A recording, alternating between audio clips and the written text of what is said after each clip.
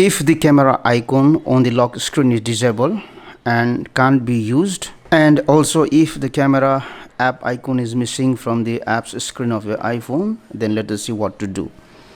For that one, we will go to settings. We will go to this option screen time. Select this option content and privacy restrictions. Select this option allowed apps. Now you need to enter the screen time passcode.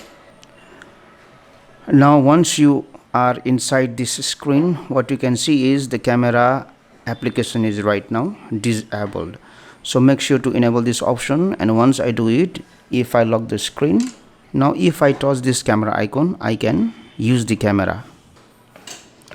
You can see I can use the camera. Also you can see the camera app icon on the apps screen. Thank you for watching this video. Please like and comment on this video if you found it helpful. Also click on the subscribe button and hit on the bell icon to get the notification of our latest videos for free.